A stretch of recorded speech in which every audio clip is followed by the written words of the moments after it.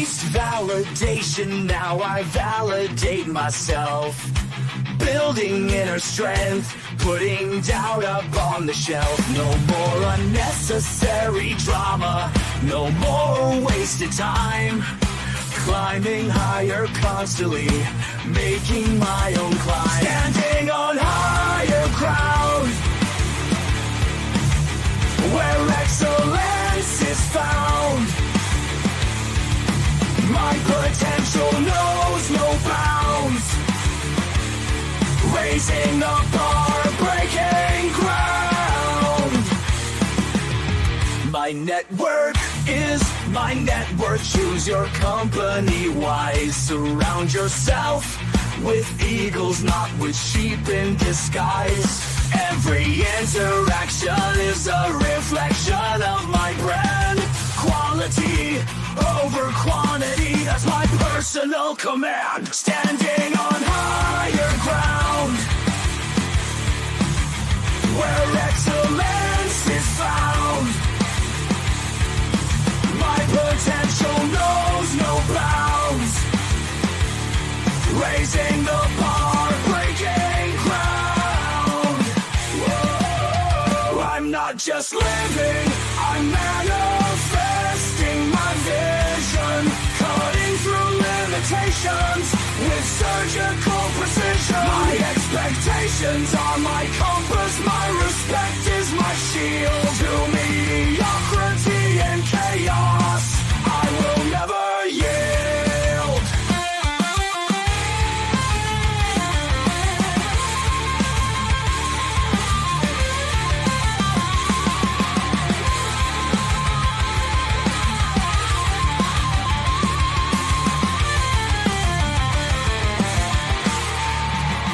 I'm not just living, I'm manifesting my vision. Cutting through limitations with surgical precision. My expectations are my compass, my respect is my shield. To mediocrity and chaos, I will never yield.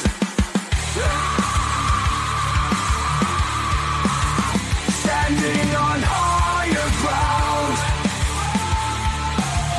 where excellence is found. My potential knows no bounds. Raising the bar, breaking ground.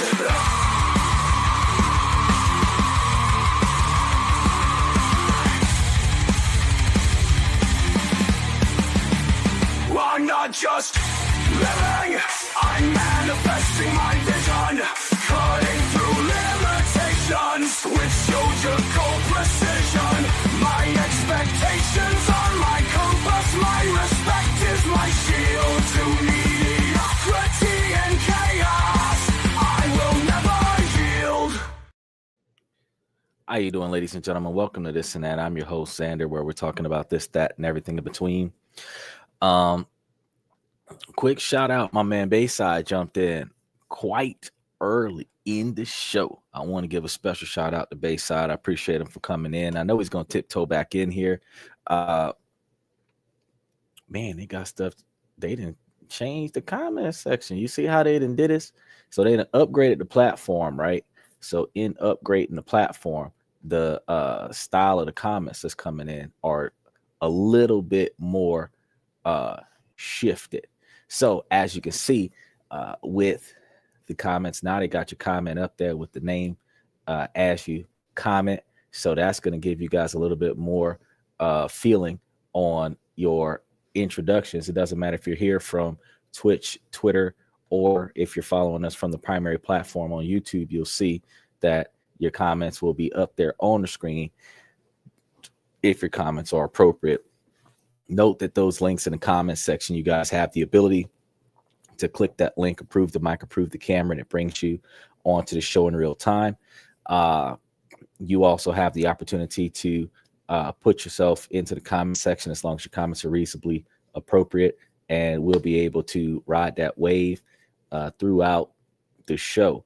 Now, For those of you that do pop up into the thing, we have a few soundtracks from the This and That podcast, and we'll play a snippet of those soundtracks upon a few of your guys' entries as y'all pop onto the show y'all a little bit of a support, give y'all a little bit of a WrestleMania feeling when you guys walk down the ramp kind of things. We show you guys a bit of love as y'all come onto the show.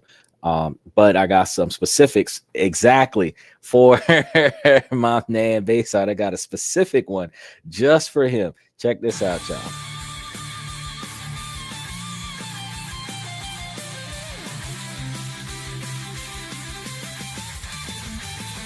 Welcoming Bayside to the show. Second time tonight, Bayside diving in on This and That, where we're talking about this, that, and everything in between.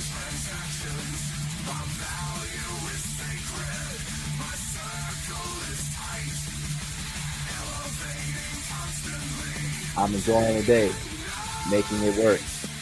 Ironically, got it real close to right around the time I scheduled it to pop on. So I was glad that worked itself out. So it was good to see you. You had I had the show scheduled for 11:30, and you hit me with what's up as soon as you jumped in. 7 minutes before I was about to go live, I was like, there goes jump in. Motivated me to sooner. Because I be needing some days off, man. I be trying to get me some extra sleep in when I have less work to do. Getting that excellent. So yesterday, I didn't see you yesterday. I know you're going to catch it on the back end, but yesterday we was talking about on the show the yeah, I know. I've been burning a candle at both ends for so long that I don't really know how to stop. So now that I'm recognizing that I'm getting old, I'm trying to find ways to calm down a little bit with overworking myself. Because no matter how hard you push yourself, it's a time game, and that's what I'm teaching everybody. So while I teach it to everybody else, I also learn it, time management. Because while you're taking care of yourself, you're taking care of your loved ones, you still got to find time for yourself. Even if it ain't nothing but sleep, you still got to find time for yourself. So incorporating my own teachings into the way that I do things, I learn it and then I share it with you guys. He said, absolutely, you can never get time back. Yeah, that's the only commodity that occurs right now. It's like a non-renewable resource.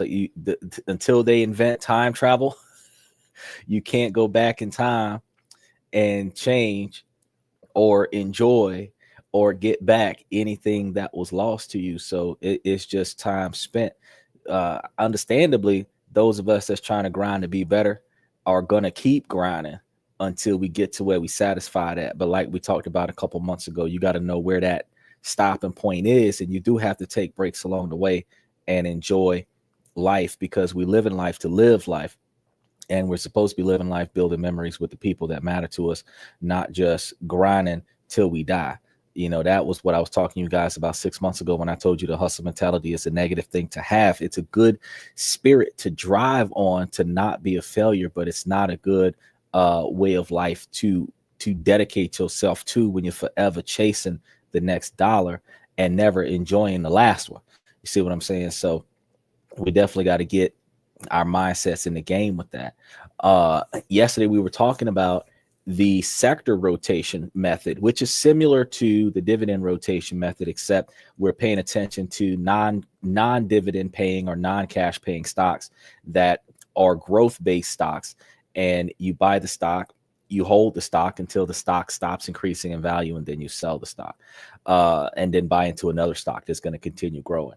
And you do this seasonally to make sure that whichever stocks are not doing well, you start dropping them before they do terrible.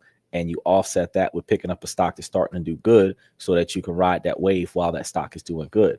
Now, there's going to be some profits and losses involved in that. But the fact is that as you're tiptoeing around the bay, you're able to make sure that you mitigate your resources a little bit better. So if you want to check out Tuesday's show when we were talking about sector rotation, we go ahead. You could check into that whenever you got time. Today, we're going to be talking about the difference between Greenland or Iceland when we're going out there to go live and invest and find some traditional housewives that have, or not necessarily housewives, because I really, more than having a chick at the house just like laying around doing nothing, because I don't really do anything at the house since I work so much. It would be somebody, once the house is organized, there is nothing left for them to do, because I have no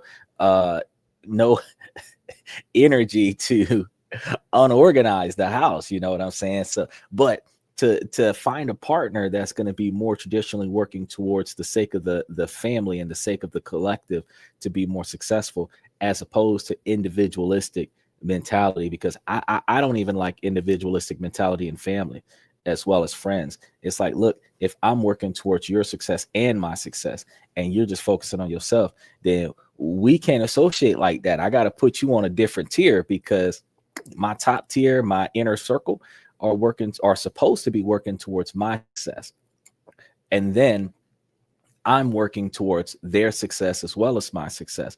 So if I can't do something to help them make a little extra money, then I gotta find a way to slide them some money or something to offset, so that they're doing all right.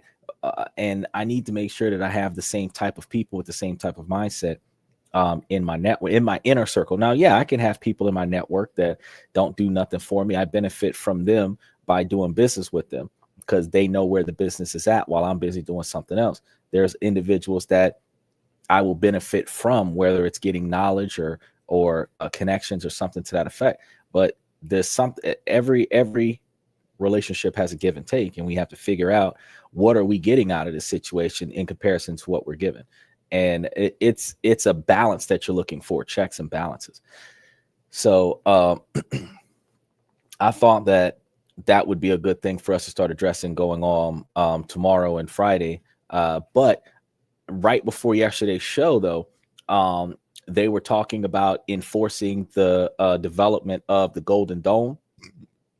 So I'm going to be going into further detail about that on Monday's night show. Now, the Golden Dome, I haven't really I covered the Golden Dome and the budget and everything that would be affected with the Golden Dome before, but I didn't really cover the implications of travel in and out of the country. Because if you couple the Golden Dome, Border Patrol, Real IDs together,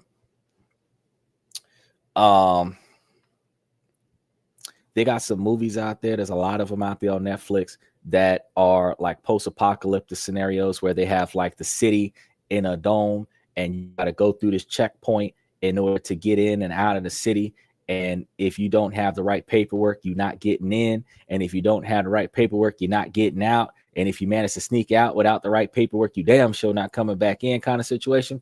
That's where we're headed. So I'm like, man, let me do a little bit of digging and figure out what all is supposed to go into this, because we're not in a space age, and that Golden Dome situation is going to be like real metal covering the covering the country. And there's some concerns there with gravity, like how is he going to keep this stuff from falling? How high is it going to be? How are planes going to get in and out of the country? Because we already know how the boats and the trains and the buses and stuff are going to come into the country, but how are planes going to enter and exit the country?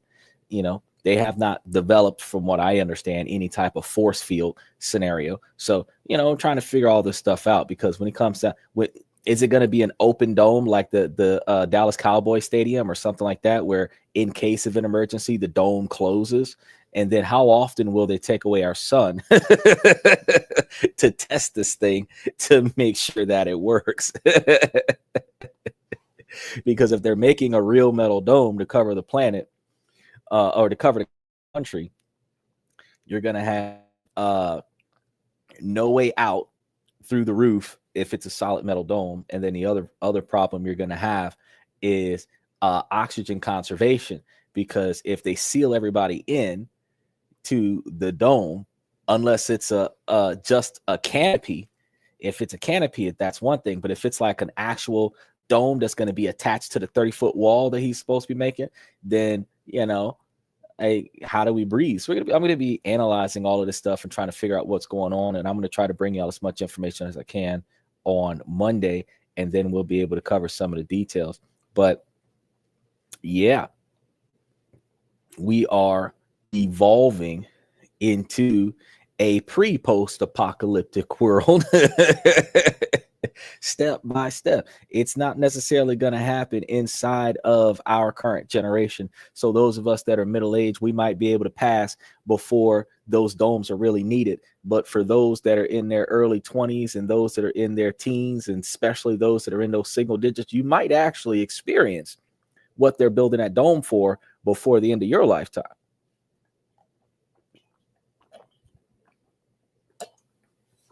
Now, today, for those of you that are interested in it, we're going to reach out for the fellas and the savvy investors. And we're going to turn tonight into the world's most intriguing destinations for investment and family life. And the reason why this is just a strange phenomenon for us to approach is because at one point there was confusion between Greenland being ice and Iceland being green, and they named them differently out of combat strategy and all kinds of weird stuff. And then there's others that say that, you know, climate change is, so Greenland was green and now it's ice, and Iceland was ice and now it's green, and climate change changed the atmosphere. But either way, if you're wondering where your next big opportunity lies, whether it's building wealth or starting a family with a family-oriented woman, because we have those business women, and the business women are fantastic. But if those men that want to settle down and start a family, if they don't already have a family, they're looking for the type of person that's willing to settle down and start a family. So while we're trying to find your dream retirement spot, this is the conversation that you guys don't want to miss. So let's break down today the latest numbers and real world details with Greenland versus Iceland.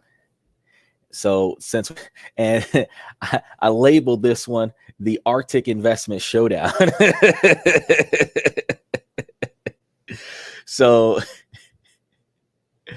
throw up an iceberg in the comment section. Put your little Titanic ship in the comment section as we kick things off. With first thing we're going to talk about, you already know, guys, that real estate is the thing all over the world. Next to cryptocurrency, the one thing that you can do in every country is real estate development, because every society is trying to build itself up. So if you're trying to buy lands and build things up, there's no place in the world that you can't have the foreign domestic company set up and the ability to start establishing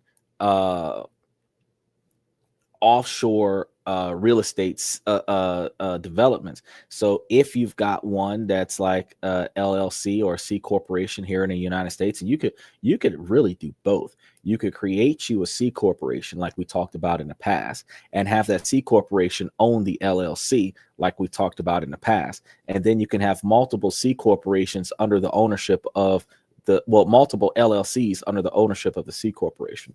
But the thing is that when you start up a branch overseas, the startup cost overseas, whether it's getting the brick and mortar building together, or if it's picking up lands and developing those lands so that you can have enough money to get the brick and mortar building together, like all of that stuff is costs.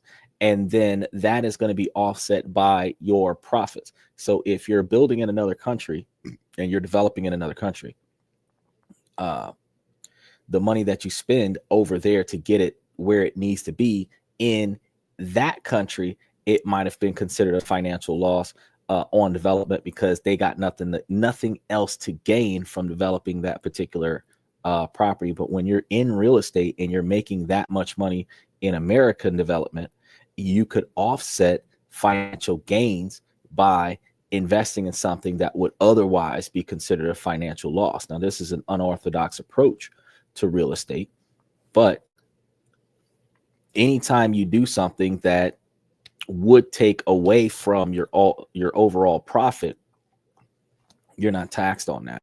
But the ultimate benefit is that in certain countries, if you pay enough money, you can do just about whatever you need to do to make yourself a long-term profit. So saving on funneling money to Uncle Sam and expanding your future, expanding your legacy, expanding your network so that you can leave a bigger legacy for your kids, that would be the thing to do. Not to mention, each country that you build a residence in allows you to set up a situation where you got a place to stay out there that doesn't cost you a bunch of extra money, as opposed to renting a loft or something to that effect. So there's a lot of things to think about. But picture this: if you're in Greenland, you can now own your own home, but not the land beneath it. They've subjugated it, and land is publicly owned, and most property deals are reserved for the Danish citizens or folks who've lived and pay taxes in Greenland for at least 2 years. So if you're hoping for a quick flip or easy entry, Greenland's not quite your style. But if you are thinking for long term and want to be a part of a place that's slowly opening up to and modernizing their potential, you definitely want to take a look at this, especially as Greenland's economy is starting to evolve. Greenland's real estate market is still in its early stages, offering first mover advantages and affordable property prices compared to other Arctic regions. So it's almost like if you were buying a house in America with an FHA and they require you to live on a property for the first 2 years or something like that before you can sell it.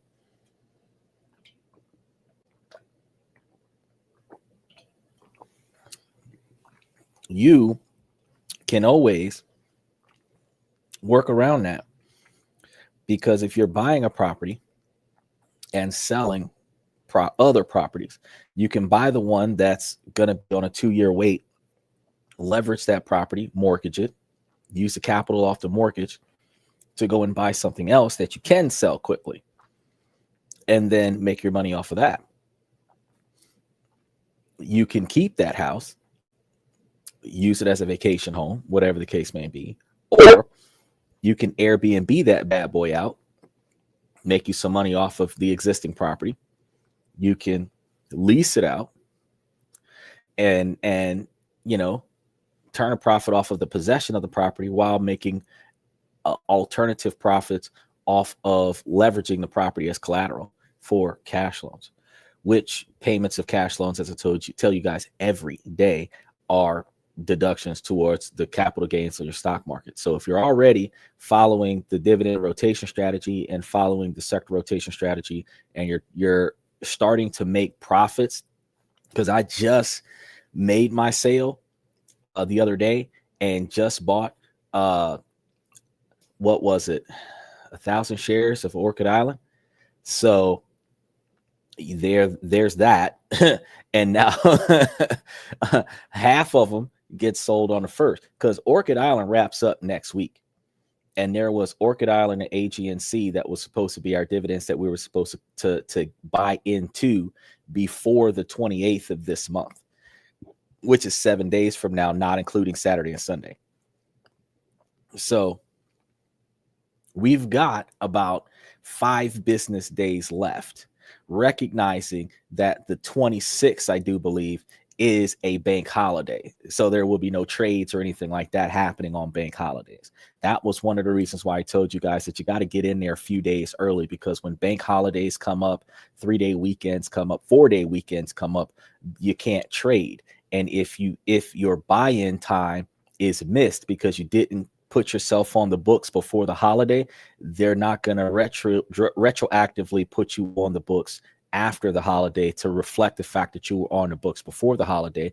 They will simply close business early, and then you will have missed the ex-dividend date, because instead of them doing it on a normal date, they did it a day early. That's why you got to get in a few days early and not be on the weekend so that you can get yourself in there. Now, typically, unlike I know that there's some aftermarket traders like myself that do the trades in the evening time after the market is closed. That way, first thing the next morning that the trade occurs. Well, lucked out for me because the market dipped $1 and some change, and then I bought into it. So Orchid went down from 7 and some change to 6 and some change, and it just and now I've picked up on it. So now that it's 6 and some change, when it rises back up to 7 or 8, I can pull out half of my investment and still be able to have turned to profit and be able to walk away from Orchid with a reasonable quantity while I'm putting the rest of my capital in other places. So these are the things that we're thinking about when we're talking about investing in Greenland and Ireland, Greenland and Iceland, because we want to make sure that when we're investing in places, we're making money, make money for us. Now, if you're generating wealth and you're able to live beneath the maximum quantity of income that you're making, you can find yourself having the capabilities to add more money to your investment portfolio's rotation. And that gives you a special shout out to Chang. I told y'all that I show love to everybody around here. Chang.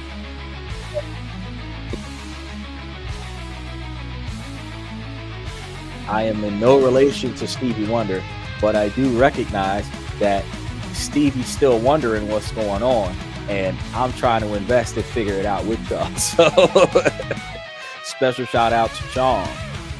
I love when the trollers come in and they give us the interesting ones, the interesting comments. It never fails to entertain me, and I really appreciate you guys when y'all pop in. So feel free to hang out as we talk about some of the places to go. You could tell me which country you're in, Chang, because at least I would assume that you're from one of the Eastern countries. And that would be actually pretty cool. You could tell me which country you're from, see if I've covered the show. And if I didn't, that'll be the show we cover next week, Wednesday.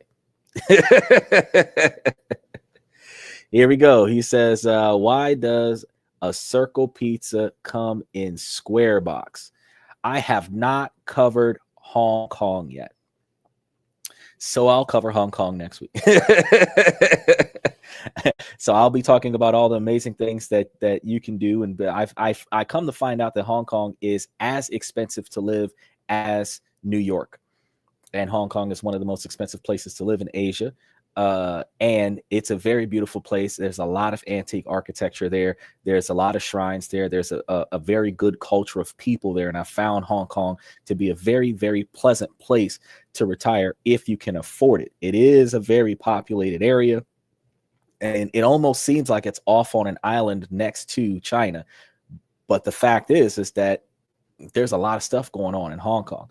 So I can cover Hong Kong next week. Special shout out to Hong Kong. But to answer your question, why do circle pizzas come in square boxes? That is a very interesting question. In my experience with the pizza industry, because I used to work for Papa John's, the square box allows for you to put the condiments in the corners of the pizza box. So like the little jalapeno peppers and the dipping sauces and pepper packets, they fill those in the corners, and then they have the round pizza in there. So it's almost like the radius of a circle inside of the diameter, or not the diameter, the surface area of a square. One of those situations where they're utilizing the remaining space that's not obstructed by the circle to compartmentalize extra stuff in the square box, and then they put the square box into a heat warming bag that is then sealed to keep the heat together, which allows you to take it somewhere and bring hot food to somebody who doesn't have to cook that pizza. Why does hot water make pasta soft but make boiled eggs hard? Well, pasta is got wax on it, believe it or not. And Make sure you like and subscribe, Chang. Pasta has this wax on it. It's not a very thick wax, but once you put it in water and dilute it, then you come to find that it starts becoming soft. Egg has a liquid in it, and when you do the heat transfer, it heats up the egg and solidifies it. So that's more along the lines of chemistry class with boiling eggs versus limp noodles. I'll guess your number. I don't think you will. Think of a number, but don't tell me about it. All right. You let me know what my number is, and then we're going to move on to the rest of our and for those of you on Twitch and Twitter X, make sure that you guys like and subscribe. Follow us on those platforms. Follow us on the YouTube channel. And if you guys have some comments, reasonably appropriate ones, including some that are specifically towards the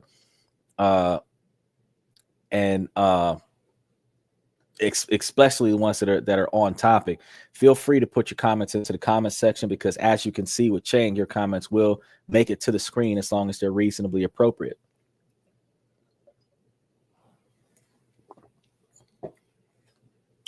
Okay, Chang, he says double the number. So let me know what you got, Chang. Let me know what you got. And then we're going to get back to talking about Greenland and Iceland.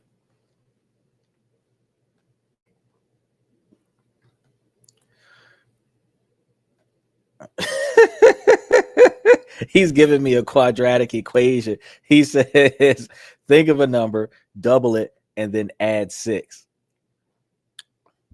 Okay, now what? You didn't change it from the original number twice.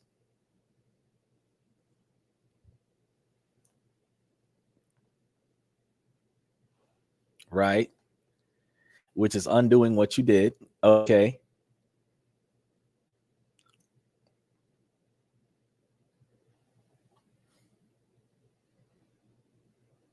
So what's next?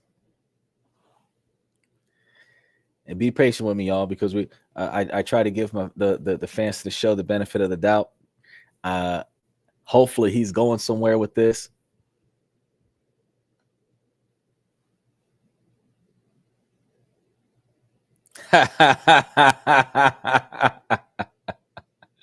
He said, take away the number you first started with. Your answer is 3. No, my answer is not 3.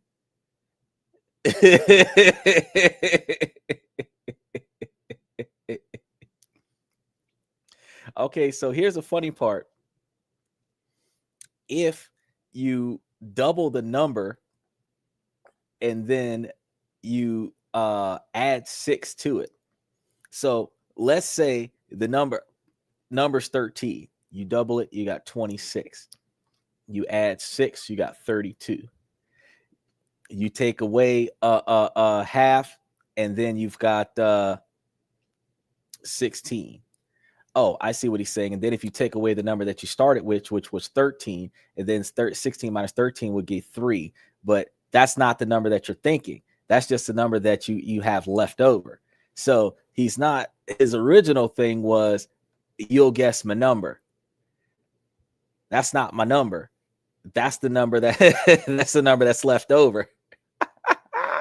I love the way these, that's why I entertain that, because I love the way these guys come through with, I can make you think of 30 different colors and then tell you what number's in your head right now. And I'm like, y'all can't think of, if you knew how many zeros was behind that 13, you would be like, oh, I could never guess his number. Chang, are you in Xi Jinping? Hopefully I'm saying that right. Xi Jinping. That's actually a good question. Because I know a real estate agent over there. And she's actually phenomenal. And we were looking at some of the properties over in Hong Kong for a different development opportunity.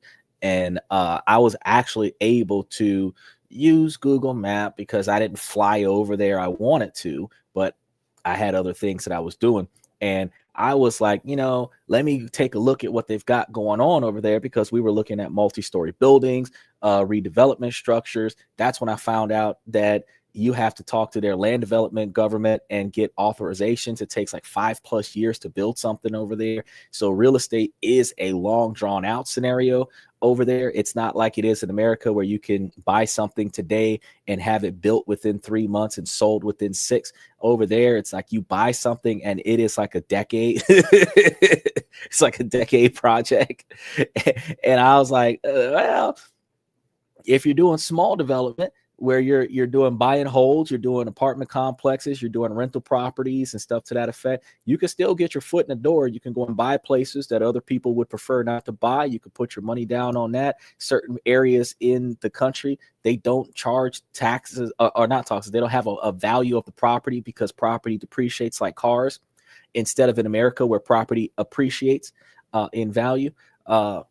So a house that was built 30 years ago has a $0 value, but the land that the house is on might have like $800 of property taxes on it. So you can go and pick you up a house that's not worth nothing, and it's only worth as much money as you're going to make off of it on an annual basis.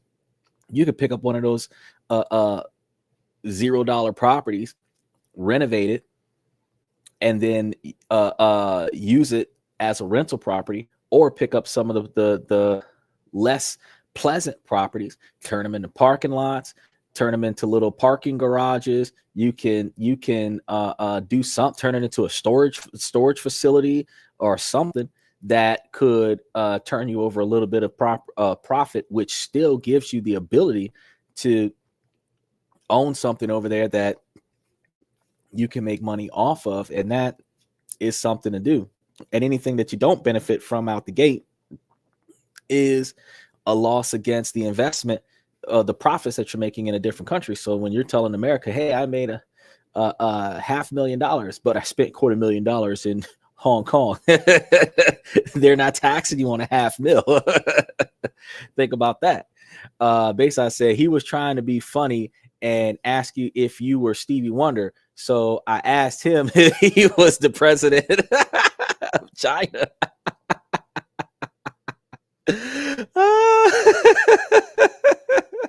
I appreciate the support, Bayside.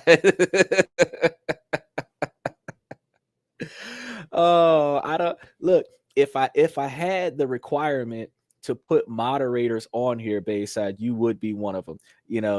But y'all would be like blocking everybody that comes up and says something negative. And the funny thing is that it's a toss up as a podcaster to have a no nonsense feed versus letting a few people come in and act ass.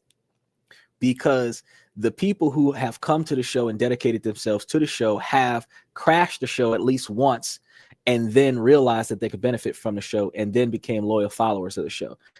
Those people who come and start off acting ass are potential long-term followers, because there is a lot of knowledge involved with this podcast. And while I am serious about everything that I do, I have no problem with having fun with folks. The other thing is that YouTube is a clickbait situation. So the more comments they hit the comment section, the more the show is shown on the algorithm. We're already on everybody's For You page, at least for the next hour and 30 minutes. So all the people that know about the show and dive in and say something stupid, it actually, because a lot of my topics are controversial, and because a lot of my topics are controversial, the algorithm doesn't like me that much.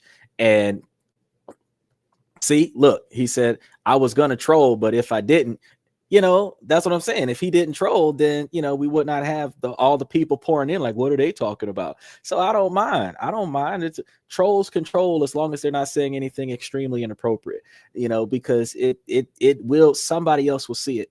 One of the things that I've noticed, because I talk about, like I said before, the controversial topics, the things that we need to know, the things that we need to discuss and prepare for as our livelihoods are changing with the rules that are coming out from Donald Trump, the economic changes between interactions between different countries, the way we're going to be moving around now with our passports and our real IDs and all of this other stuff that needs to get addressed, that no other podcast is talking about.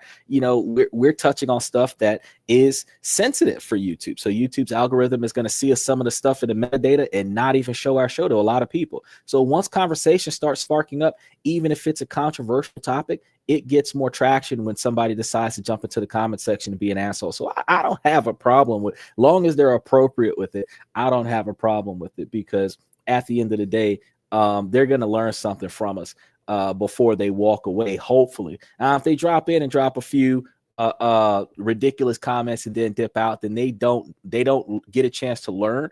But he's from Hong Kong. I don't know everything about Hong Kong, but I know a lot of stuff about Hong Kong, and I do research every day. So I'll find out more about Hong Kong. Then the other thing is that I learn about other countries. So there's over 200 countries around the world, and I've talked about a lot of them. I haven't talked about most of them, but I've talked about a lot of them, because I talk about at least one country every week, and have been doing so for the last few months.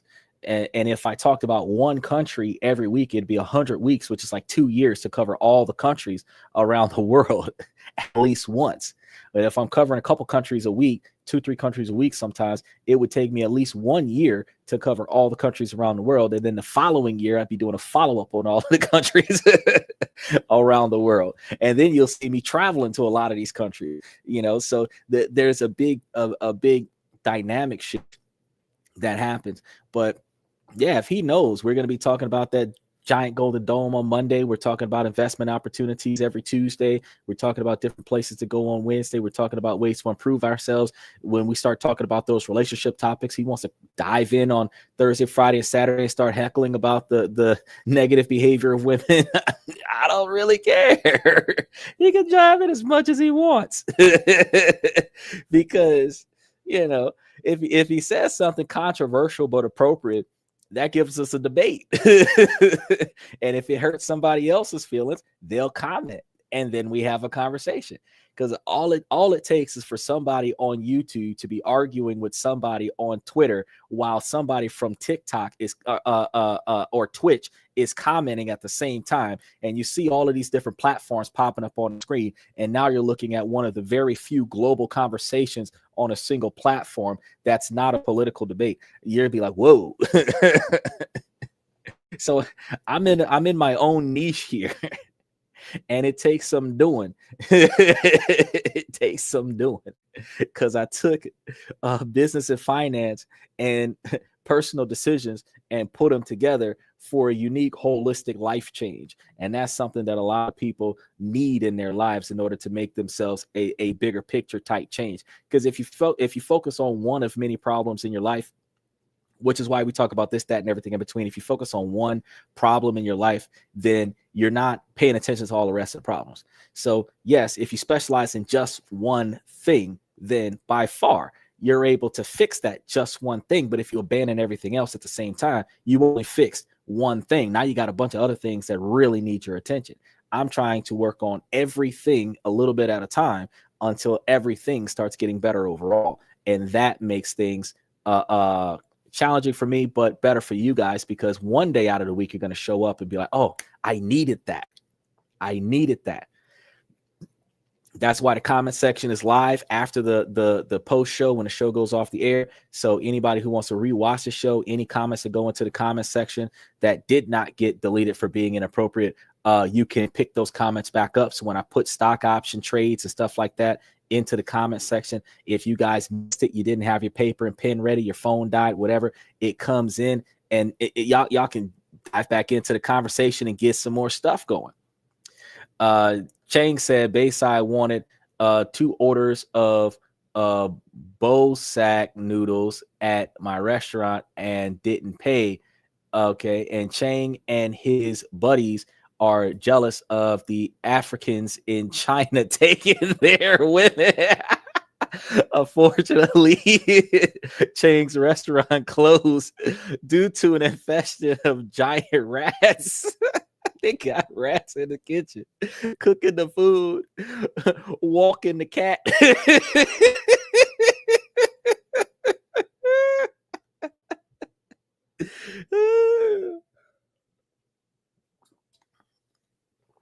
I ain't even got no Hennessy in the coffee for that one. That was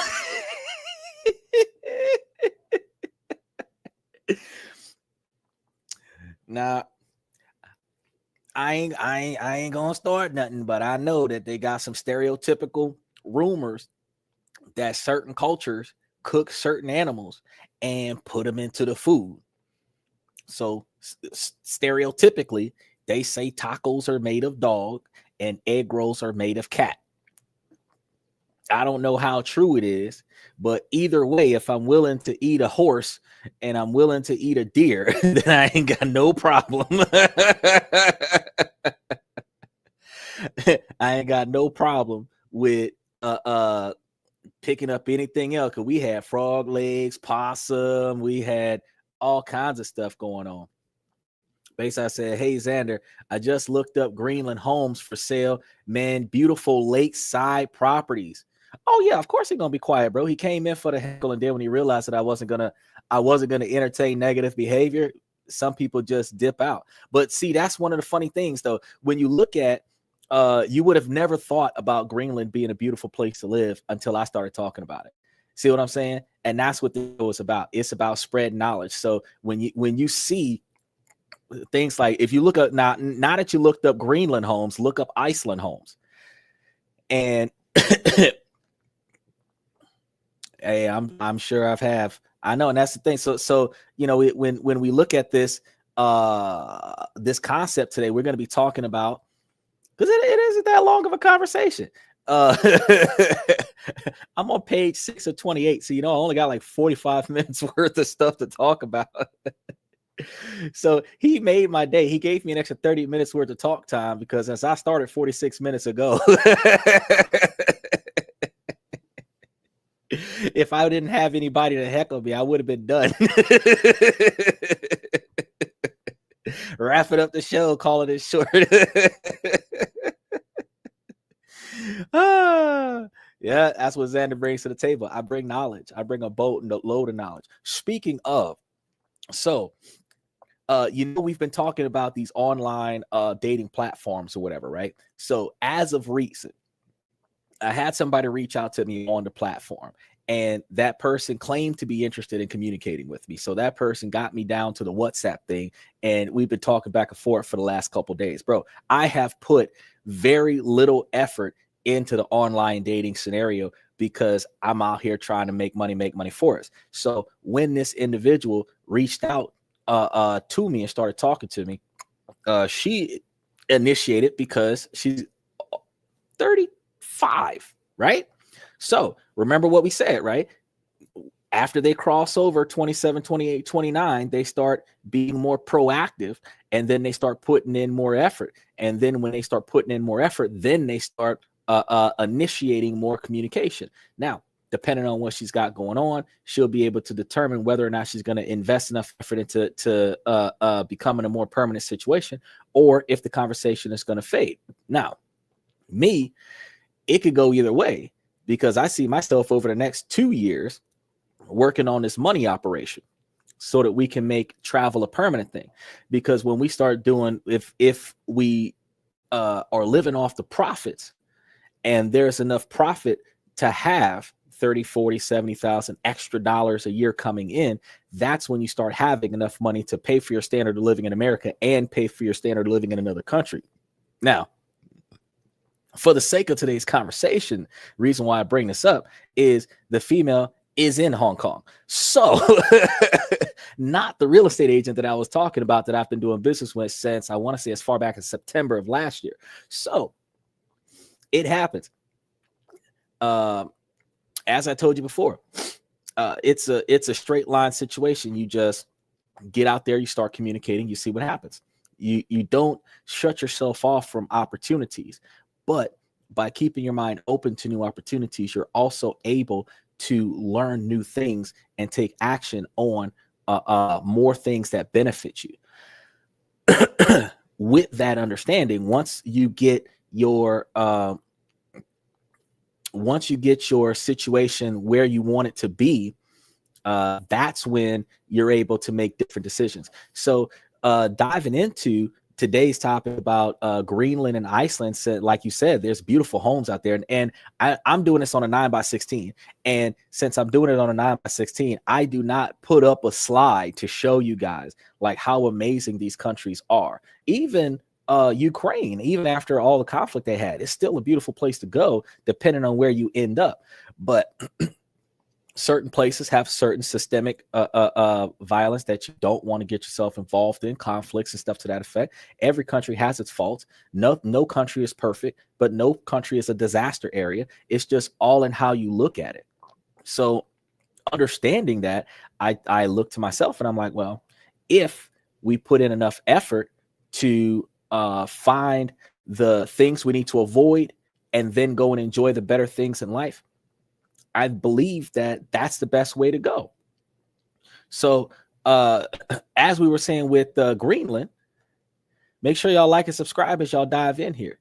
You'll find everything from modern apartments in Nuuk to cozy cabins and commercial properties in tourism hotspots like Lullistan and Sisimitu. So if you, which area did you see those houses in Greenland? Because I think that you probably seen some in either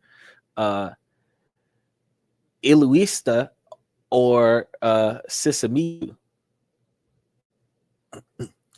The market is heating up though out there as tourism's growing, especially after pandemic. Everything died down, so all the stuff is starting to come back up, and international interests are starting to rise with sustainable, eco-friendly development gaining traction. And that's going to be another investment opportunity that everybody should look into. Every country not only has eco-friendly investment opportunities, but they also have incentives for that eco-friendly investment opportunity, including no taxation for an extended period of time or exemption from taxation on a permanent basis, depending on the investment opportunity in the country that you're investing in. In addition to eco-friendly and renewable energies, those are the two big ones. Technology, AI development is also in just about every country to some magnitude, also incentivized with the same type of incentives, where either tax exemptions or tax-free in some way, shape, or form for a period of time or indefinite.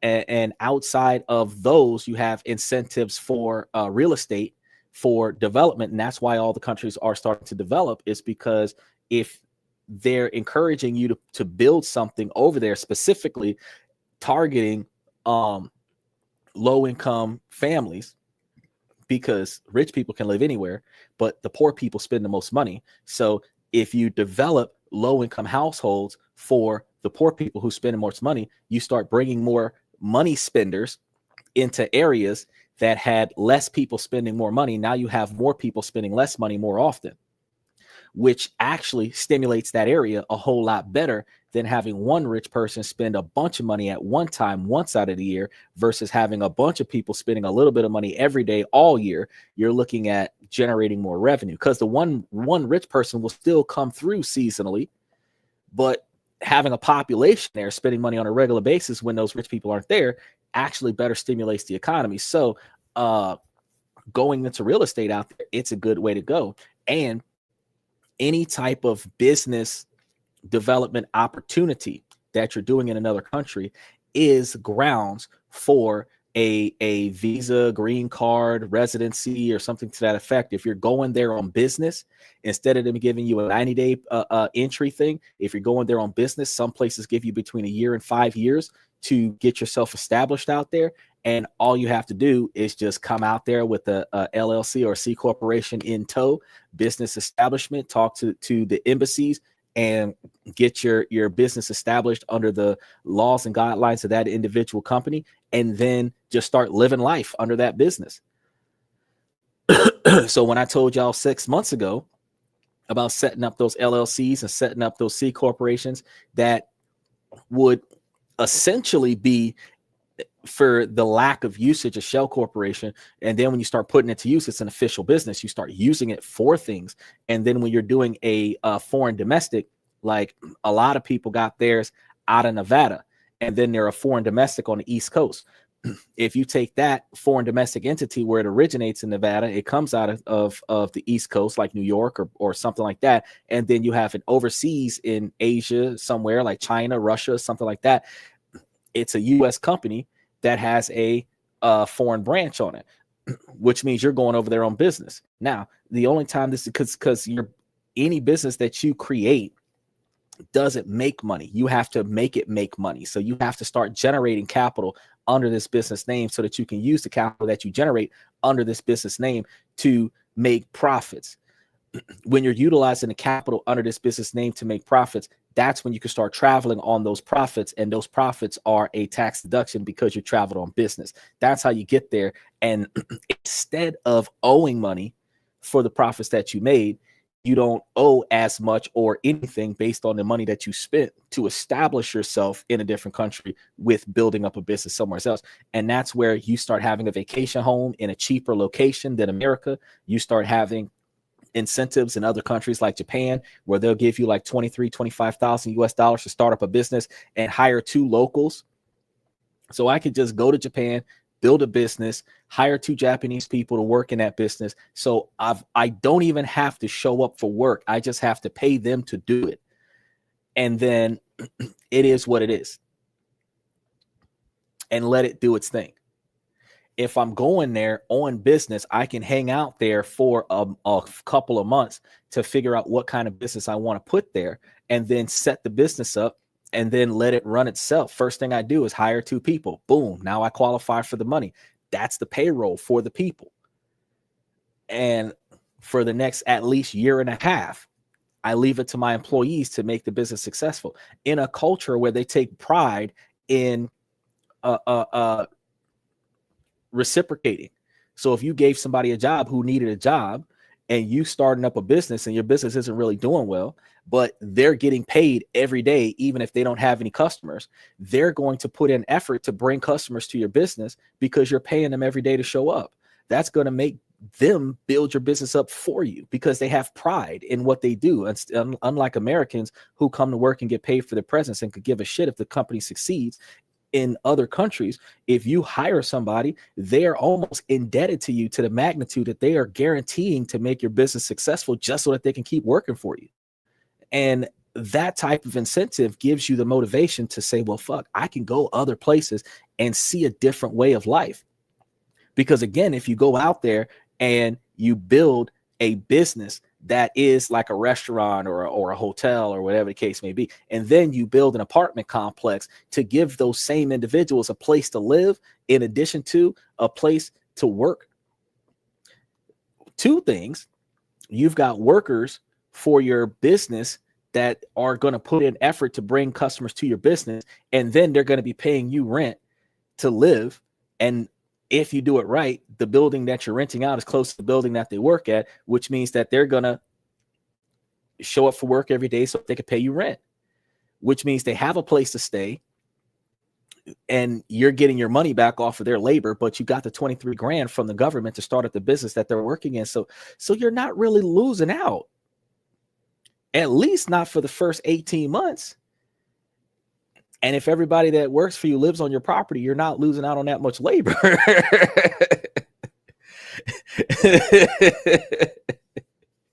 If Walmart did that, Walmart would have so much more profits. If Walmart had apartment complexes,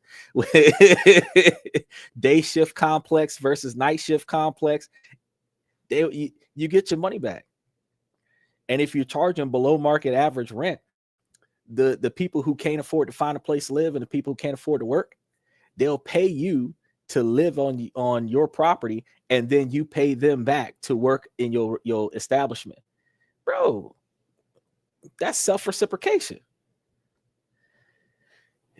And these are the models and mentality. As Bayside said, that's what Xander brings to the table. Ideas for you to think about things that you can do that's different than just working for somebody else all day long, struggling to make $1. Because the older we get, the less energy we have. We don't have the energy. A lot of us don't have enough energy to get out of bed every day. And when we find a reason to get out of bed every day, we find a reason to find a purpose and find a duty in life. Now, if we're trying to build a legacy for the next generation, if that's what we're trying to do, if we're trying to build a legacy for the next generation, right? When we build that legacy, we want it to be self-sustainable. That way, when we walk away from it, our kids won't have a hard time with running it. You see what I'm saying?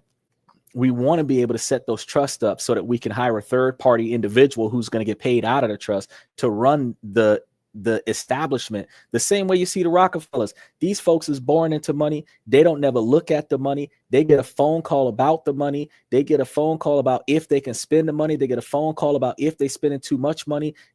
They just know everything that they look at is under the control of their family. But none of it's theirs. Big ass 52 bedroom house, 500 cars, 13 planes, 6 boats. They got to show up certain places so that they can keep getting an allowance. They got to attend the family function so that they can keep getting an allowance. Like their job is public appearances. But the fact of the matter is that they don't really know what the behind the scenes works are until the will comes out. Who's handling the books? Who's in the study? The guy in the study that rich people don't have man caves. Rich people have a home office that's called a study, where the guy is in there studying the damn finances of the estate to make sure that the situation doesn't go under.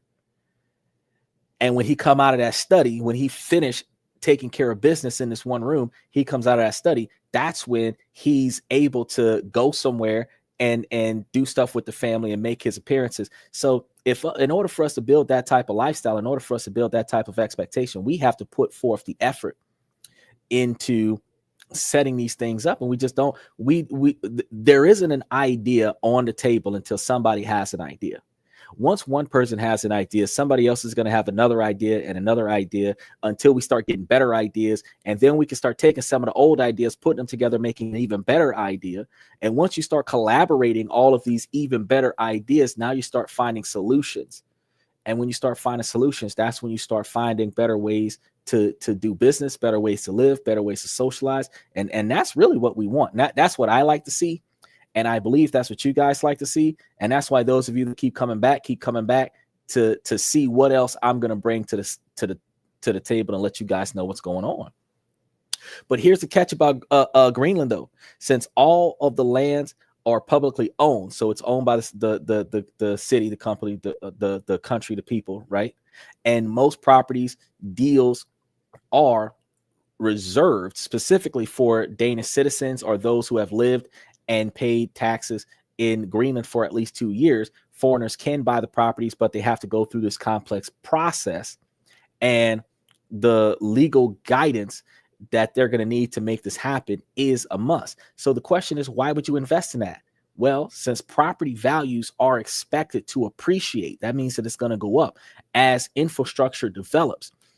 And the limited competition means early investors could see strong returns. So since there aren't that many people out there buying nothing, if you go through the effort of trying to buy stuff, you will be one of the first ones to get stuff. And then over time, as everything starts improving, the value of the stuff that you bought will be worth more than what you paid into it.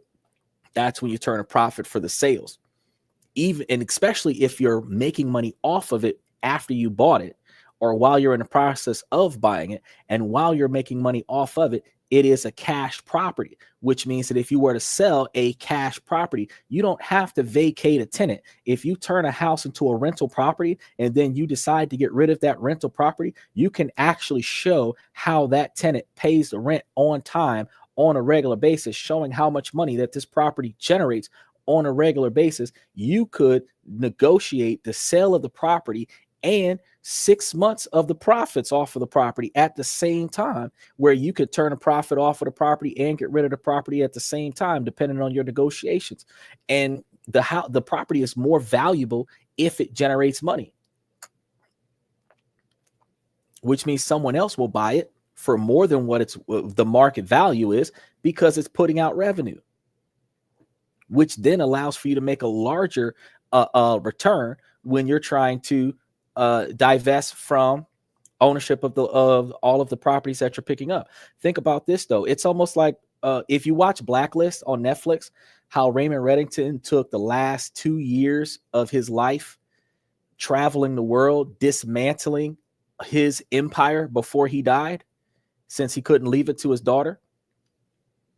If you built that type of empire on a legal basis, if you started selling off all of the stuff that you cannot will to your legacy, at that time, you would have a larger quantity of capital gains, which gives you the ability, if you were going to take that large quantity of capital gains and throw it into a trust in a non-residential country, that will allow you to establish that trust and have no taxes towards that those assets.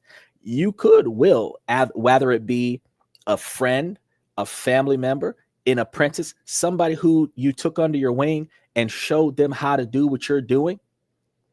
And then because they're doing it as good as you, if not better, you will them everything that you did out of appreciation for learning your knowledge. Then that person goes from struggling to build themselves up the way you struggle to build yourself up to expanding on what you did. And if anything, the only thing that they would do is attribute their success to your name long after you gone. If that. And a lot like the Rockefellers, you'll see that's the way inheritance is built. That's the way legacies are built. That's the way a family name is passed on from father to son kind of situation. So while we're on Greenland, if we're looking at the tourism that is booming, and this is fueling demand for short-term rentals, Airbnbs and hotels and other stuff, as well as hospitality businesses, making commercial investments especially attractive.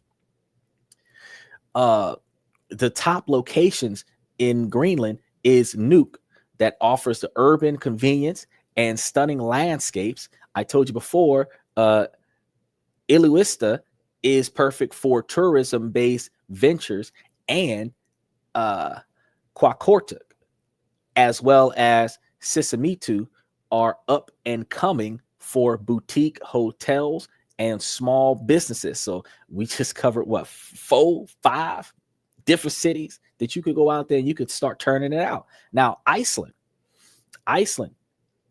is an area where the property is starting to get hot. The market is really going up there. Prices have been rising steadily, especially in Reykjavik. We got to figure out how to pronounce these things.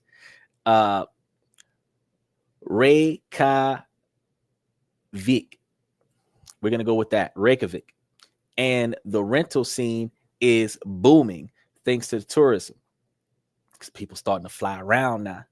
And there's a big focus on sustainable and green construction in that country as well. But be ready for high entry costs and some hoops for the foreign investors. It's not as foreign investor friendly as Southeast Asia.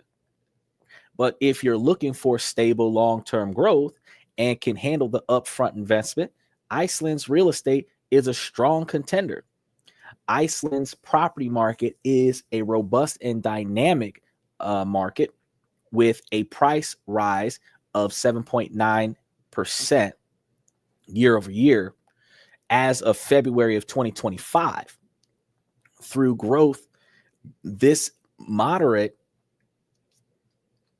you often don't see this peak occur in such a short period of time. But in Reykjavik, the average home pricing now tops $619,000, and even rural areas, low income areas, are averaging over $370,000. Now, that's American house prices. That's like 4 bedrooms, 3 bathrooms, garage with a pool in the back kind of prices. The market is driven by strong demand, strict zoning laws, and a natural focus on preserving natural beauty. So they're not throwing up subdivisions all over the place.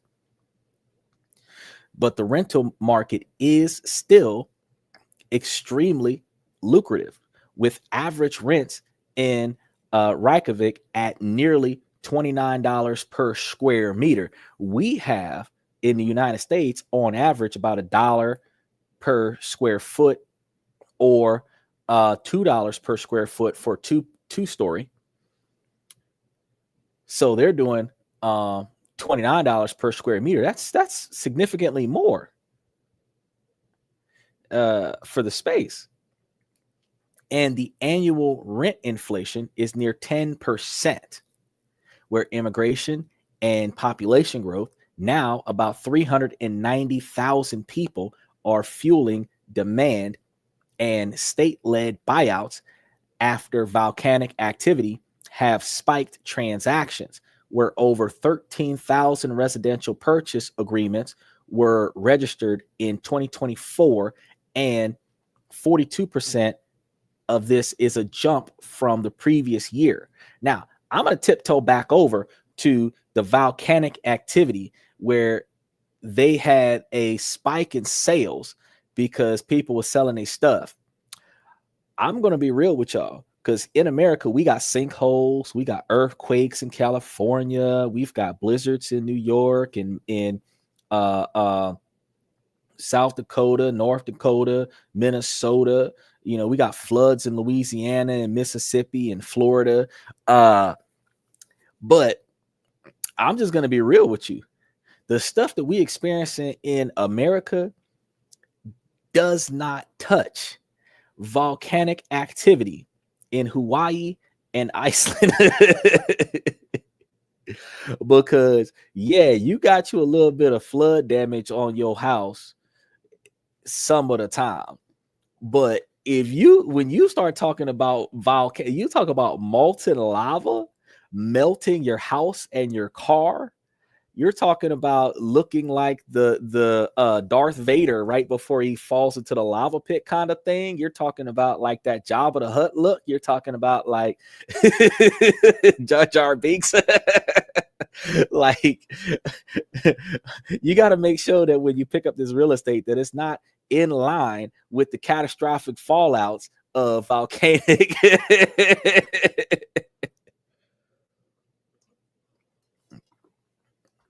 Basically, I said Iceland is like Hawaii as far as volcanoes, and he's saying ash is in the air and in your lungs. Well, shit. After that big ass month and a half forest fire in California, you had ash, you had chemical warfare, you had all kind of spills, you had people had to wear masks and just to go outside for like 2 or 3 weeks in California after them fires, because it was crazy out there.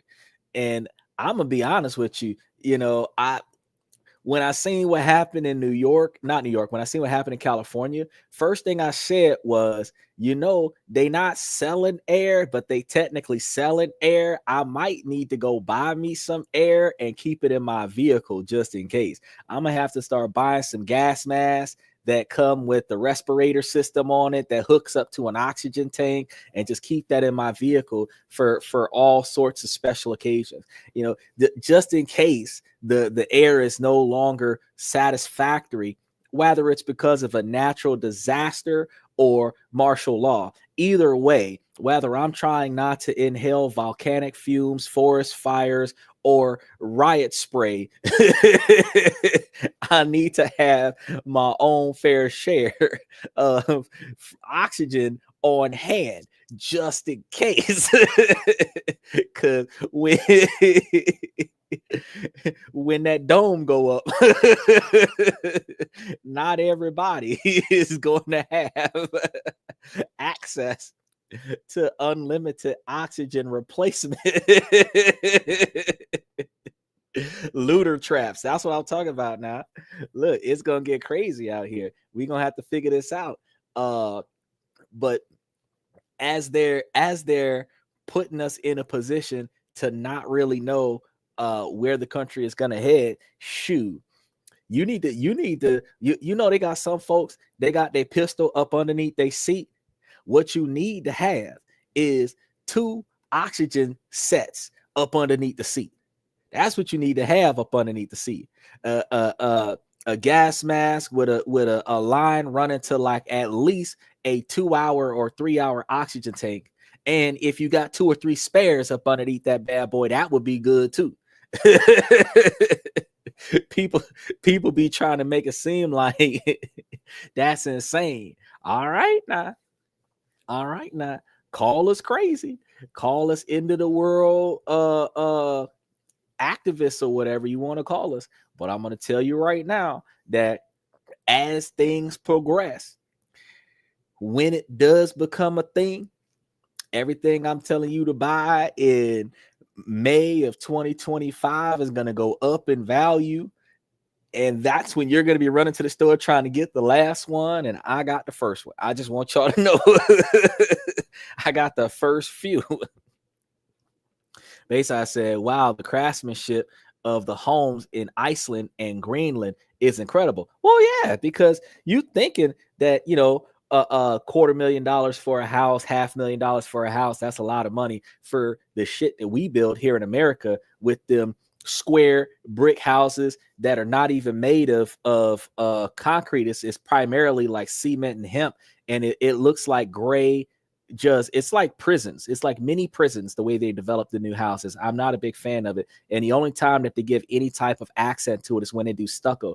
And I feel like if that's what you're going to do, Bit, you might as well just hook me up with some old school brick house style shit in 2025. Yeah, it might be a little bit more expensive to build a brick house out of real brick, out of the red clay brick, but them damn red clay brick houses last a hell of a lot longer than the concrete houses that they building.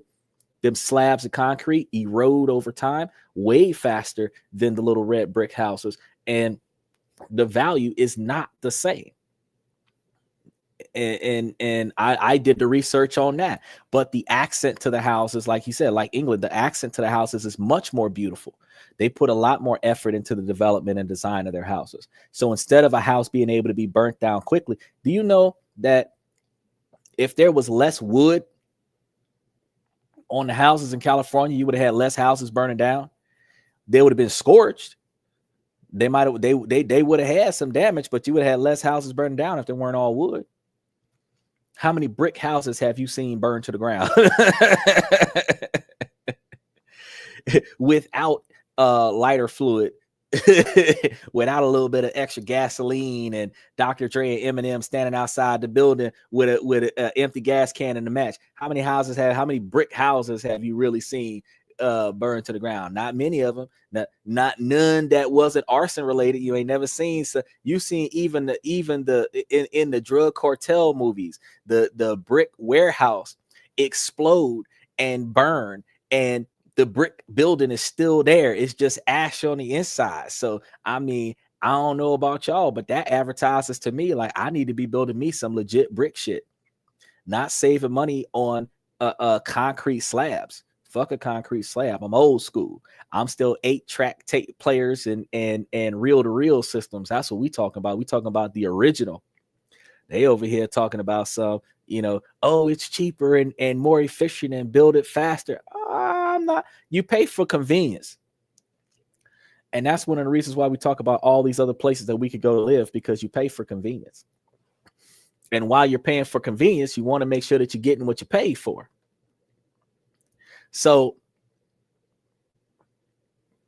for investors in Iceland, Iceland's offering stability, higher rental yields, and a growing pool of institutional landlords. So y'all be able to get out there and find y'all a whole bunch of friends if everybody's a landlord. Everybody in your network is a landlord.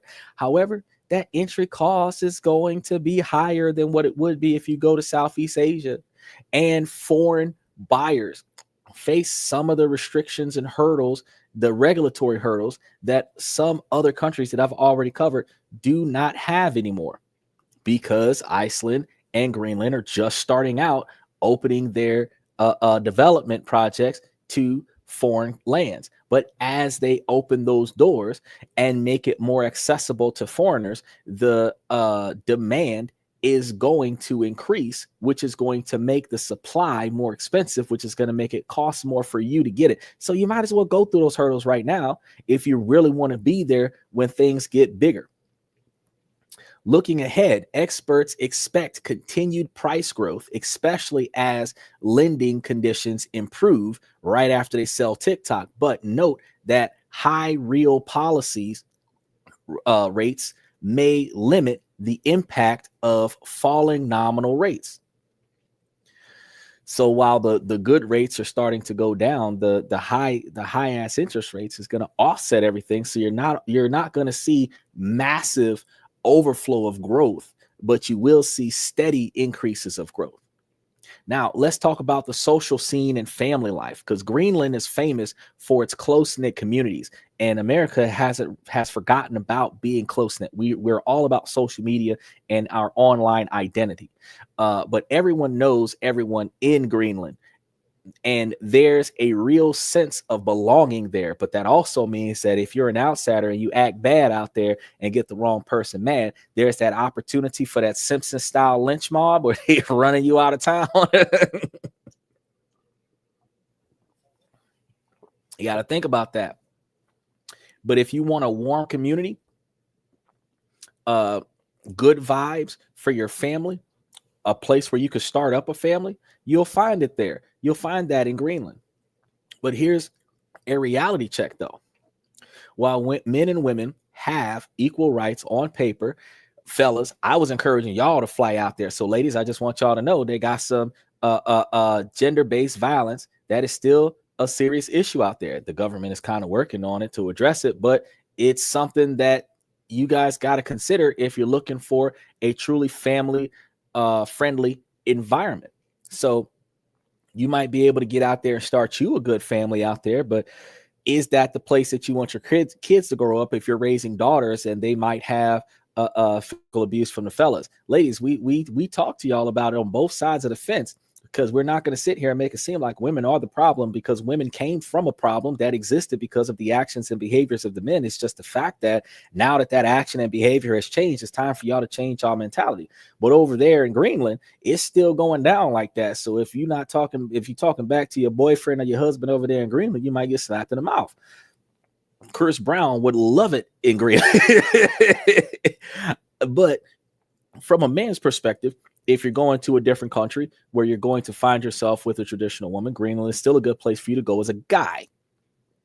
Ladies, these more y'all come to the show and y'all want to find good places where y'all can go to find y'all some good men, since y'all don't want the men that are in America leaving the country to go find a good woman.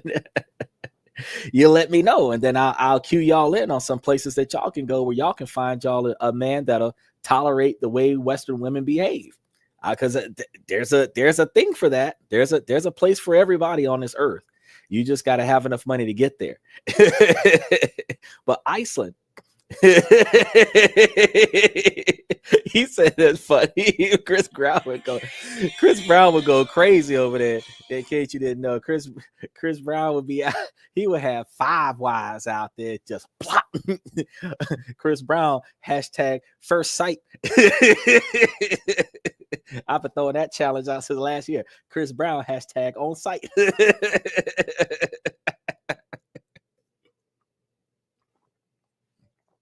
He was over there. He didn't beat up 20 women talking about some black eyes, broken jaws, fractured pelvis, dislocated rotator cuff, collarbone. He said super hashtag super slap.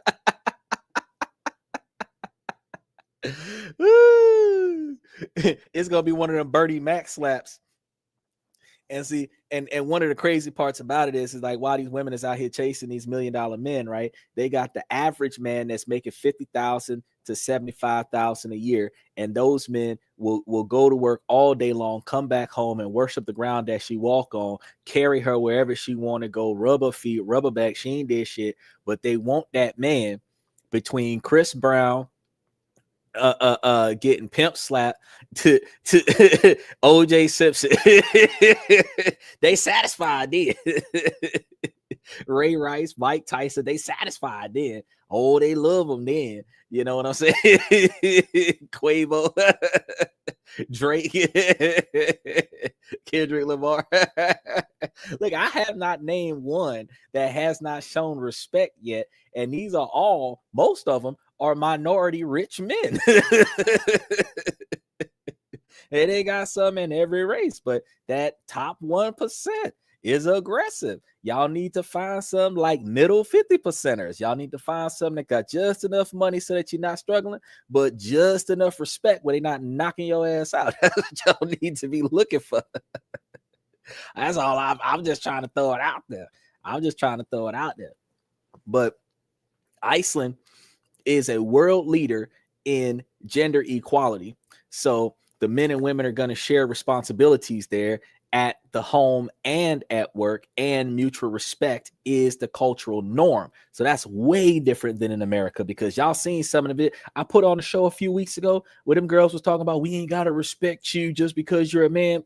Shit, you want me to put my life in danger for a stranger just because you're a woman, and you're going to tell me that you're not going to respect me just because I'm a man, just because you expect me to jump in front of a bullet if you're in danger and I don't even know your name. You should be able to respect me just because you respect me the way you respect firefighters. Put it like that. You should respect all men the way you respect firefighters. Not law enforcement, firefighters. The same people who only come to you to pull you out of a burning building, risking their lives for the sake of you, don't even know who you are, leave with no payment. That is what you're supposed to be treating men like. You appreciate them, you respect them, and you damn near worship the ground that they walk on, because if you don't, the sourpuss attitude that you have will cause 5 men to watch you get beat up and videotape it and put it up on social media instead of helping you. And then you're going to be saying, well, why won't they help us? Because you're independent. You can fight for yourself, remember? You went and got you a Glock switch. Learn how to use it. Take the safety off. You could be like me and get one that don't got a safety. That way you ain't got nothing to worry about. And matter of fact, if you're in America, you get one with no safety and keep around in the chamber at all times. So you don't got to remember to rack that pinion, bro. All you got to do is just pull it and trigger. That's it. Just make sure that you are deliberately taking that shot. Now, you could also be that person that puts a blank in the chamber, because they do make blanks. Your first round could be a blank, and then the next 10 or 11 rounds are all lethal. But if you're anything like where I come from, it's a double tap situation anyway. So the first one might be a blank, but you're still getting one bullet coming your way. Now, in Iceland, generous parental leave for both parents is something that it still doesn't happen in America, y'all. We only, like, the women get maternity leave in America. The men don't really get maternity leave in America. But Asia gives the husband and wife a whole year off after childbirth. Ireland is offering generous leave for both parents and a strong social safety net. So everybody's going to be helping them with the child, and they're going to have a supportive family environment, making Iceland one of the best places globally for raising a family with a family-oriented woman. So if you find one, you can go find you a woman from Vietnam and move her to Iceland. You get the traditional wife in the collective environment, or you could pick her up from Vietnam and take her to Hong Kong, or you could pick her up from South Korea and bring her to Japan, or you could pick her up from Japan and bring her to the Philippines, or you could pick her up from the Philippines and bring her to Indonesia. Either way, if you don't Americanize her, it will never go south for you. But if you pick her up and bring her ass to America and let her get some female American friends, she gonna start acting American. And within 5 years of her being Americanized, she will be divorceable because You're not gonna want to put up with that American ass attitude. Talk about some, we going back to your country. You need to be reconditioned. She's got a virus. It's called Western culture. He said, hey Xander, I gotta go. Topics, good topic as well. Oh yeah, I'm on my way out too. You already know, man. I got something happening at 1:00. I typically wrap the show up right about this time. I've got about 8 pages left, so it's probably only going to be another 10 minutes, 10 to 15 minutes, and I'm out the door with you. Typically, we got a little bit more time on like Thursday and other such days when I'm off, but today, Wednesday night, Thursday morning, you and I, we taking naps because I got stuff to do. Tomorrow's my one big day off, and I want to go and conquer the world, and then come back and be ready for the show and start the show on time at 10:30. Even though I promised y'all 10 o'clock, we're gonna be trying to figure it out. But I'm gonna see you tomorrow though, because we're going to be doing some self-improvement and social improvement style scenarios. So I'm going to be trying to pick a decent topic that's going to be covering a different angle of how to make yourself a better person with your decision-making skills. And maybe I'm actually going to focus on just he says sleep. Need some sleep, 5 a.m. bro.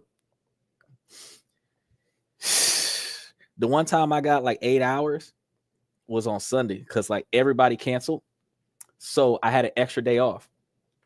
My whole month was overbooked with clients, and all my clients are from most of my clients are from Asia. So since I overbooked with clients from Asia, like my whole overnight is always stacked. I have at least 8 or 9 hours worth of clients overnight. Then I got my midday clients for America, for North America and whatnot. So I'm working evenings and nights and the podcast every day of the week. And I was like, bro, I'm tired. And then like my Sunday, everybody canceled. I was like, oh, I'm going back to bed.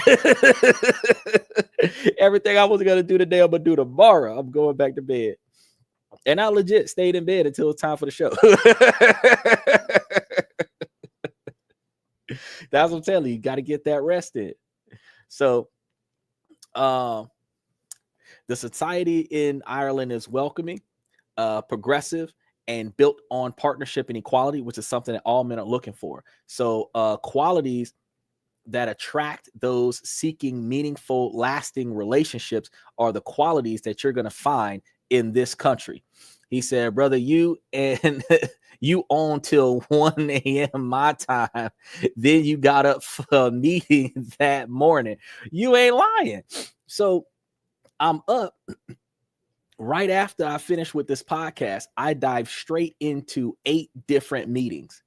The sun rises 3 hours before I stop. I go to bed 2 hours before lunch. I wake up 2.5 hours after lunch. And then I work until the podcast. And I take a 3-hour break so that I can set up the podcast before the podcast. That's why I start the podcast late, because if I'm still organizing all the research, I don't want to bring you half-ass information. So I start the show late instead of bringing you not enough information, because I work for myself. So I start this bad boy whenever I start this bad boy. But I want to make sure that when I start this bad boy, I got all the information. I got too much information so that y'all can't never say he ain't said it or he was wrong. Nah, I have not been wrong yet. My information might be outdated if you're looking at the show after the situation passed. But if you're watching the show live, the day that you watch the show live, it was accurate. It was 100% accurate. And any foreshadowing that I give you is accurate. We're talking about TikTok supposed to be sold within the next 20 days. I'm not guaranteeing that it's going to be sold because Beijing is being an asshole. But ByteDance agreed to sell. So that does not mean that the tariffs is going to stop on June 20th. It just means that since ByteDance is willing to sell and they're not allowed to sell because of Beijing, that we might see the extension of the tariffs for another 75 days.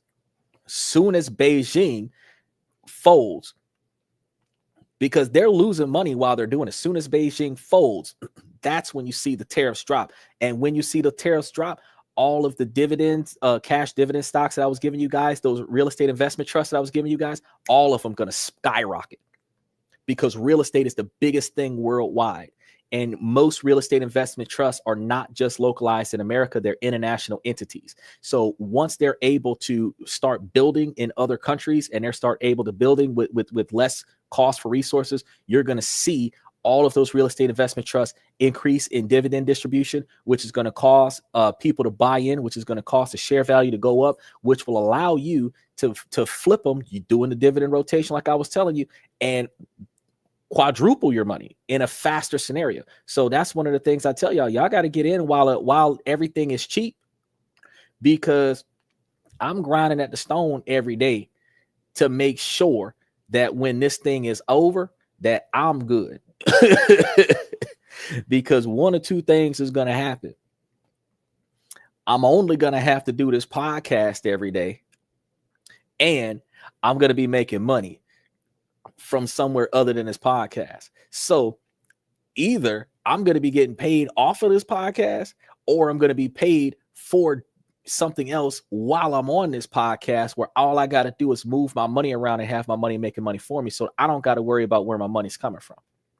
But not one time can somebody look at me and say, oh, he's an influencer, he ain't worth she come to this shit. Oh, I can tell you right now, I had one person right after the show. I talked to one of my clients. I helped this kid get glasses. I gave him a bunch of real estate investment advice. He flew to 2 different countries, came back, and now they're doing good. All it takes. He contracted me 4 times a week. He contracted me to help his kids be successful. I'm parenting these kids like they my kids. This man then raised these kids to be excellent children. And then I come in there and I'm giving them real world knowledge. He didn't even think to give them, not because he didn't know, but because it did not dawn on him before me and him talked about it. Like, shit, these kids actually do need to know that. And there we go. Now I have a lineage of kids all over the world where I'm showing them how to make themselves better, and I'm helping their parents. I'm showing them, same thing I tell y'all, invest in your family like a business. It still needs the love and affection and emotional connection, but you invest in your family like a business. And if you invest in your family like a business, you coach your children like employees, you treat your wife like the vice president of the company, the CEOs, and you make sure that everybody's working towards the same goal of success. You not only get your kids business ready, you not only get your kids success ready, but you have a less difficult way to go to make yourself and your family more successful, because your suggestion box is what all needs to happen to make everybody in the family satisfied. Then your goal is to achieve everybody's goal, including yours, at the same time, or as reasonably close to that as possible. And then it's their responsibility to help you do that.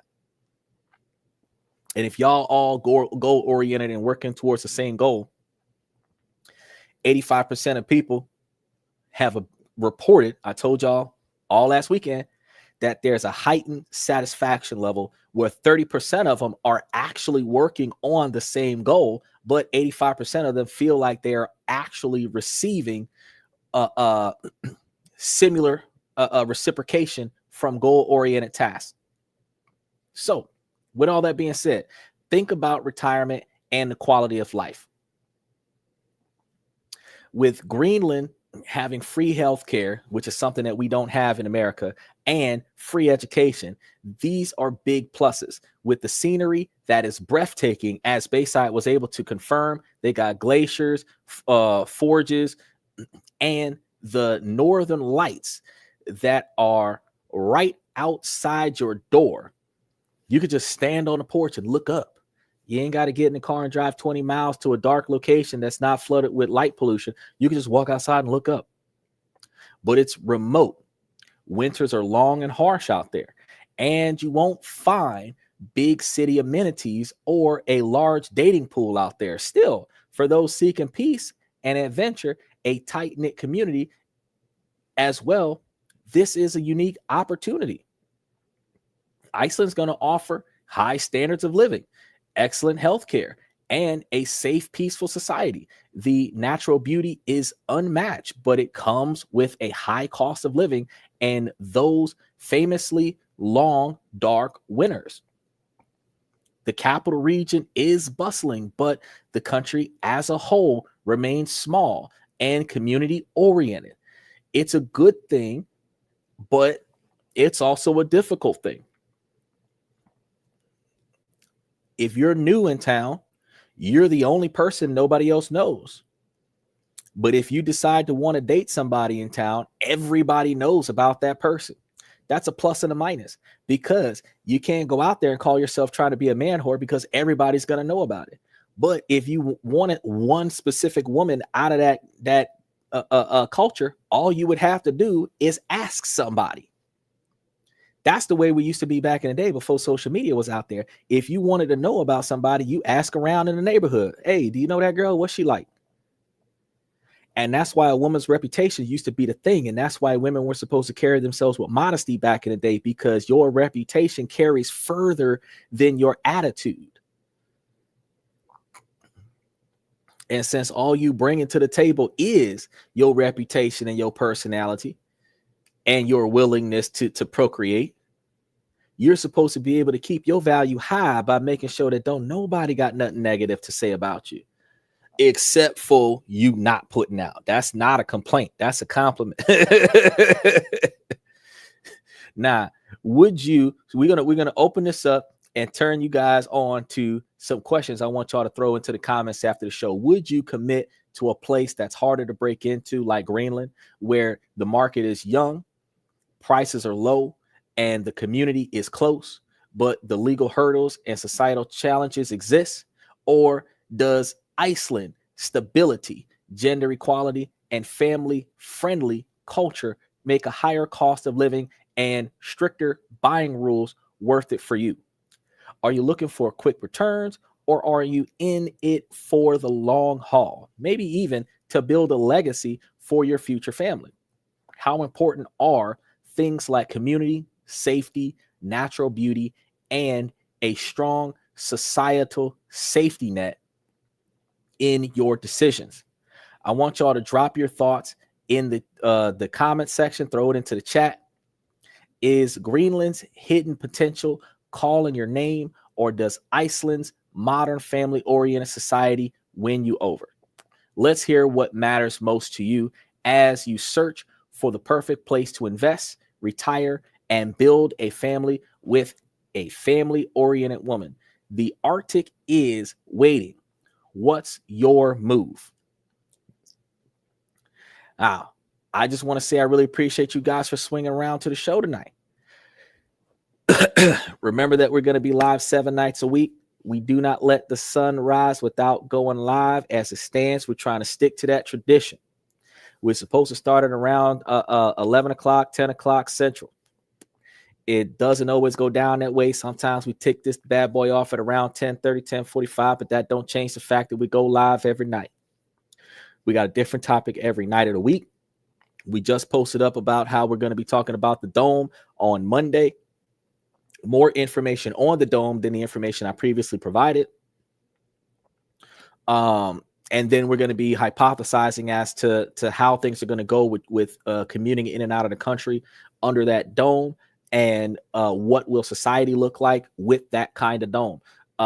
We're also going to be talking about, we got tomorrow's Thursday through Sunday. We're going to be talking about how to improve our decision-making skills, how to improve our basically utilizing emotional intelligence to make ourselves more successful, and, not acting impulsively to the things that happen in our lives. And if we're able to improve this ability, then we will find ourselves doing more, getting more, saving more, and that's going to make things better for us. So with that being said, ladies, as long as the situation doesn't make sense, I'm always going to ask y'all to make it make sense. So ladies, please make it make sense. Now, fellas, we are 75% male-driven podcast from a male's perspective. I always want to give you guys insight and information on how to make yourselves higher value men for the ladies that do come through and decide that they want to also improve themselves to becoming higher value women. If you're looking for the right one and you haven't found her yet, keep coming by. We're going to learn more things. We're going to try some things out. We're going to see what happens. And as success occurs, I'll keep you guys up to speed.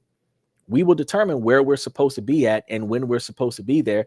And eventually the right person will come your way. All it takes is patience.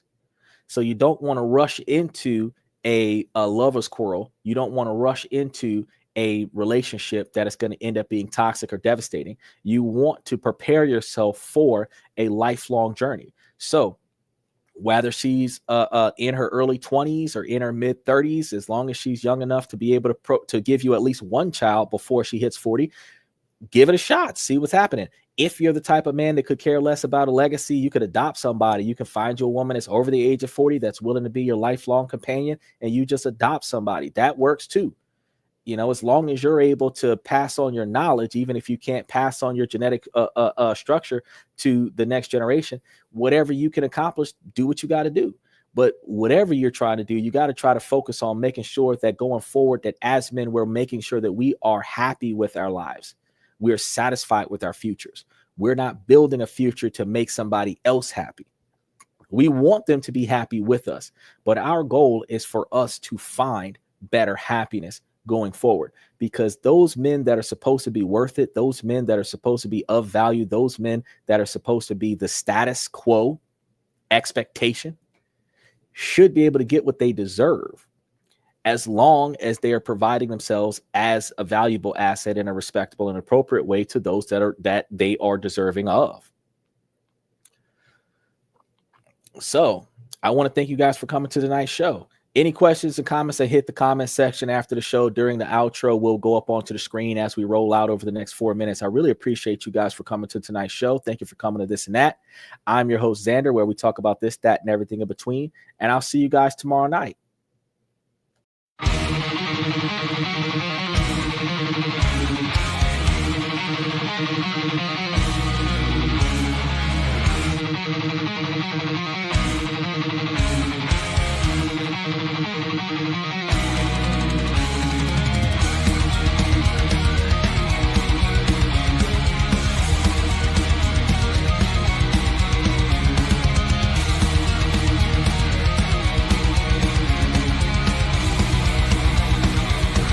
Higher ground.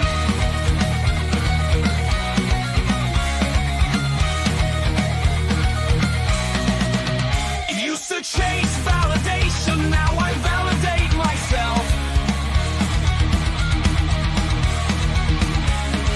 Building inner strength, putting doubt upon the shelf. No more unnecessary drama, no more wasted time. Climbing higher, constantly making my own climb. Standing on higher ground where excellence is found. My potential knows no bounds, raising the bar, breaking ground.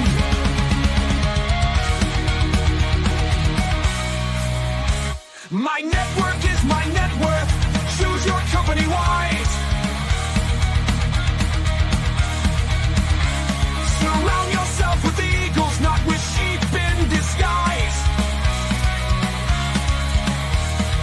Every interaction is a reflection of my brand. Quality over quantity, that's my personal command. I'm not landing on higher ground where excellence is found. My potential knows no bounds, raising the bar, breaking ground.